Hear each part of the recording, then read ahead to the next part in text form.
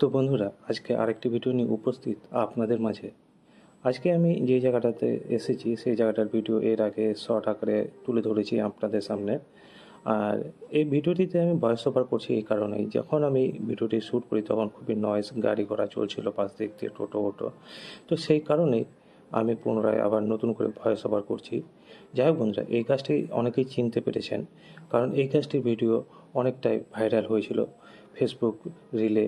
অনেকে আবার এটাকে ইউটিউবেও আপলোড করেছিল, আমিও করেছিলাম শর্ট আকারে। তখন এই জায়গাটাতে ছিল রাধাকৃষ্ণ, তার সখীরা, আর সামনে শিবলিঙ্গ, মনোরম পরিবেশ ছিল। সেই দৃশ্যটাই আজকে আমি আবার আপনাদের সামনে তুলে ধরেছি, যে বর্তমানে এই জায়গাটির অবস্থা কেমন। এই জায়গাটি সত্যিই মনোরম, একটা বিশাল বড় বটগাছ, তার মাঝে একটি শিবলিঙ্গ, দুদিকে বসার জায়গা, একটা শীতল পরিবেশ। তো সেই দৃশ্যটাই আজকে আমি আপনাদের সামনে আবার পুনরায় তুলে ধরছি। তো বন্ধুরা, ভিডিওটি সম্পূর্ণ দেখবেন। সম্পূর্ণ দেখার পর যদি আপনাদের ভালো লেগে থাকে অবশ্যই ভিডিওটিকে লাইক করবেন।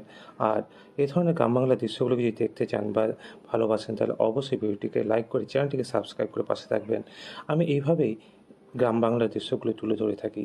এর আগে বহু ভিডিও তুলে ধরেছি, হয়তো অনেকে দেখেছেন, অনেকে দেখেননি।